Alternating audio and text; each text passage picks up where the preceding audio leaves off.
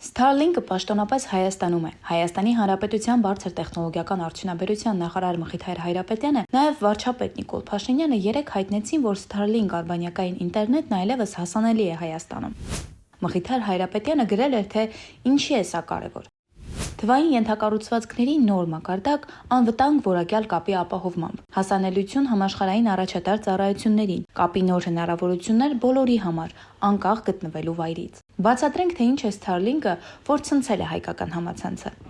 Starlink-ը SpaceX ընկերության արբանյակային համացանցի նախագիծն է, որը նպատակ ունի ամբողջ աշխարհում ապահովել արագ եւ մատչելի ինտերնետ, հատկապես այն տարածքներում, որտեղ ավանդական ինտերնետային կապի հնարավորությունները սահմանափակ են։ Ինչպես է աշխատում Starlink-ը։ Starlink-ը բաղկացած է ցածր ուղեծրում տեղակայված հազարավոր արբանյակներից, որոնք տրամադրում են ինտերնետային ծառայություններ։ Օգտատերերը միանում են այս համակարգին հատուկ անտենայի միջոցով, որը կապ է հաստատում արբանյակների հետ։ Ինչ օգուտներ կարող է տալ Starlink-ը Հայաստանին։ Արագ եւ կայուն ինտերնետ հեռավոր բնակավայրերում։ Հայաստանում կան համայնքներ, որտեղ ֆիքսված կամ բջջային ինտերնետը թույլ է կամ անհասանելի։ Starlink-ը կարող է այս բնակավայրերում ապահովել արագ եւ կայուն ինտերնետ կապ։ Արտակարգ իրավիճակների դեպքում ինտերնետային կապի ապահովում, երկրաշարժերի, պատերազմի կամ այլ արտակարգ իրավիճակների դեպքում ավանդական կապի միջոցները կարող են խափանվել, մինչդեռ Starlink-ը շարունակելու է աշխատել։ Հատկապես գյուղական շրջաններում, որտեղ ինտերնետի որակը թույլ է, Starlink-ը կարող է նպաստել